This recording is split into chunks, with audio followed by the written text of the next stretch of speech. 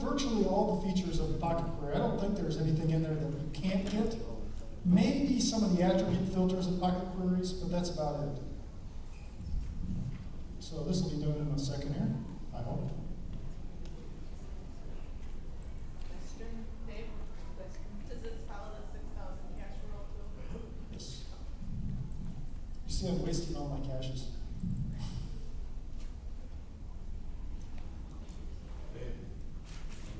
Ah, yes. I'll show you 1 second. Okay, so you see this all came up, it loaded 100 caches, added some child waypoints, etc. And here are all the caches meeting that criteria in my list. And then if I want to, I just go out and load this to my GPS and away I go. She asked, well, how did I get there? It's geocaching.com access and just get geocaches. You have to have 8.80 or 0.81 in order to do that. Is it not 0.1, but 8? You need 8 in order to do that. If you add the 7, that feature's not there. You are correct. Yes, if you're still using the old version, I would recommend you upgrade. There are probably very few upgrades that I would recommend a lot, but this one I would specifically for these geocaching API features. Is there like a setting to log on within GSAK, or do you have to just like log on to beforehand before you start? Once you log on once, it gives you a token and keeps your token. So unless you're like me and have more than one account, you probably will never have to log in again. I mean, once in a while it gets lost or something, you got to do it. So you do like the check, say log on. All right, well, you'll see right here, under this, it says, get another access token. And that is where, and that means log in, okay? If you haven't ever logged in, it'll just tell you, it'll just do that, and ask you to log in. Okay. Once you log in once, it remembers, it just keeps logging you in under the same name. If you were watching real carefully, I had to do it here. Yeah, I'm still using it. Because I was logged into my other account, I wanted to use this again. What's the password for your other account? It's PASSWORD. All right. Most common. Okay, we already talked about refreshing. We talked about getting logs, status check, adding to bookmark lists. This is something that probably nobody else really cares about, but for me, I'm the Lonely Cache Game administrator, so I have to build a 500 cache bookmark list every other month, and it was painful before this. Now, it's fairly easy, and just for fun, we can do it. I do need to go into here first. See if I got a bookmark list. I don't mind totally hosing out, which I'm sure I do.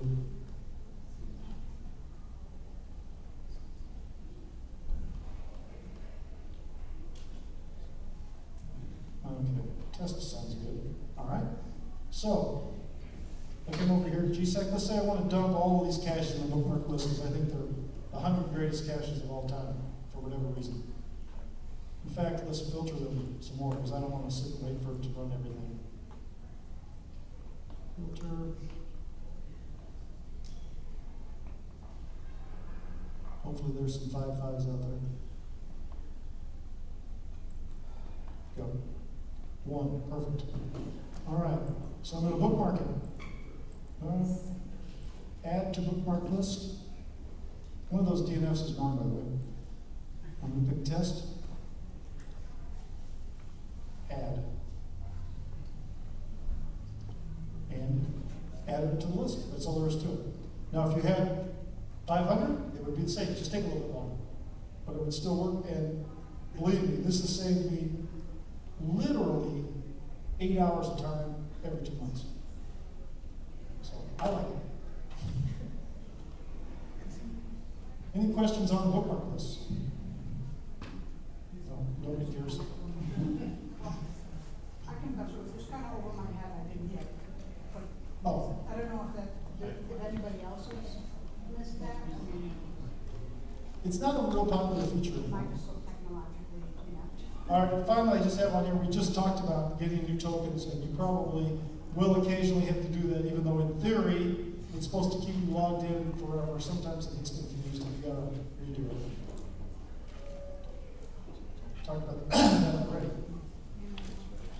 Okay, one more feature that I don't see too many people use, but I find handy, is called grabbing waypoints. And what this lets you do is you can take a list of caches and say, I want to grab all the waypoints out of this. And it'll go through, search the text, any coordinates that are in there, it will convert those into a child waypoint for that cache. Now, unfortunately, this isn't foolproof because, I mean, I'll pick on Tom.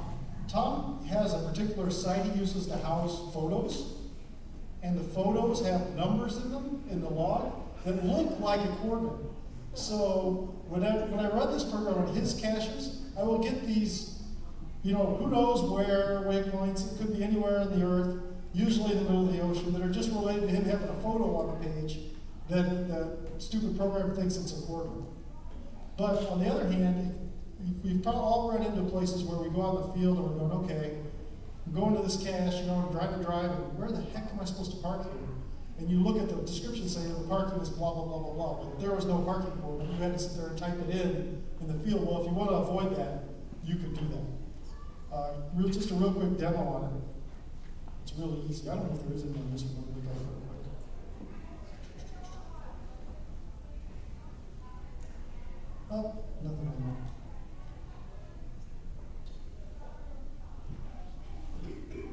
So if I come here, I'm actually going to filter out ones that already have child waypoints, just for fun. And that is actually on the third tab. And it has child waypoints. No. What's a child waypoint? Sorry. A child waypoint is like a parking coordinate. You know those extra waypoints that come through? And they're just all child? Yeah, well, I think that's what geocaching.com calls them, if I remember correctly. Like as opposed to like the word sub or extra, Yeah, they just use the word child. right. Oh. Yeah, geocachers are all You're allowed nerds, to pick up on that. except for you. All right, so I filtered out the ones that had parking coordinates and such.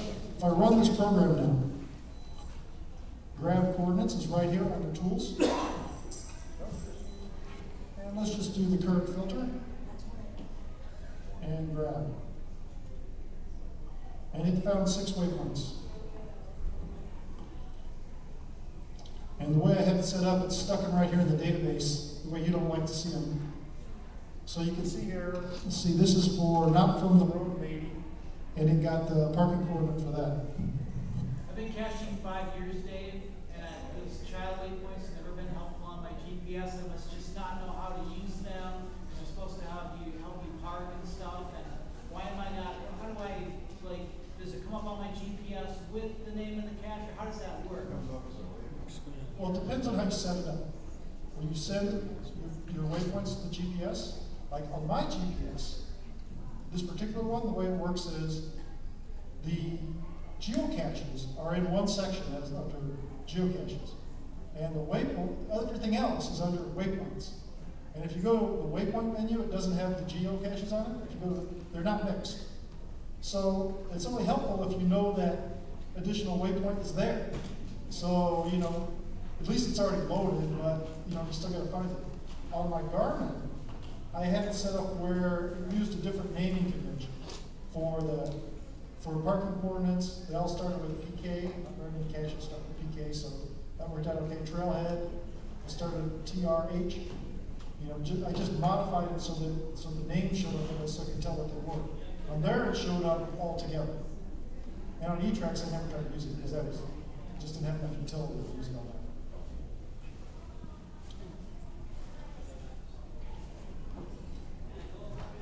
All right. Switch screens real quick. I know what you mean, though.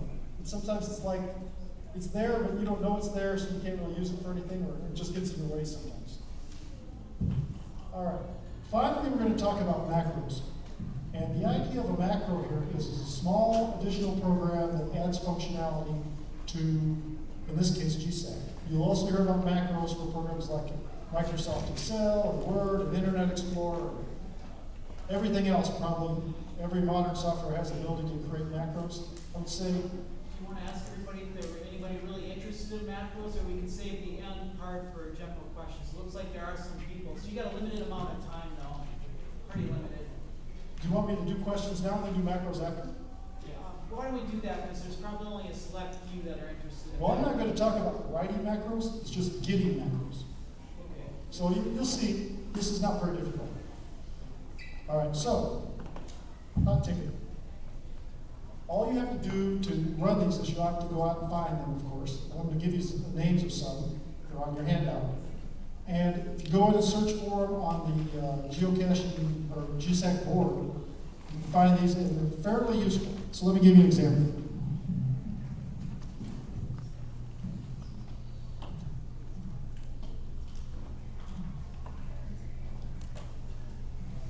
Excuse me, do you have extra handouts? We missed the second one. Sure. So on the edge of the table. Just one?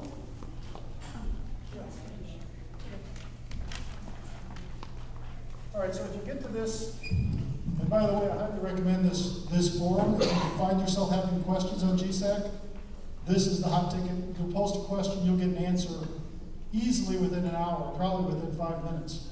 So a lot of smart people on there. So just for fun, we'll just go here into the master macro index. And if I go back to my PowerPoint real quick,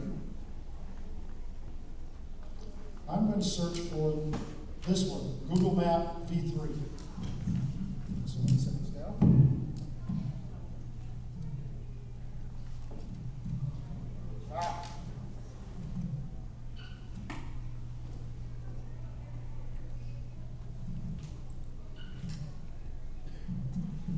There it is. So I just click on it. Scroll all the way down to the bottom. And here is the download. So I'll download this. I don't think this is real big. 23K. Let's just save the file this time. Save the file. That's a good place, my macro file. And actually, you'll see it's already in there, we'll replace it. Okay, so let it download it.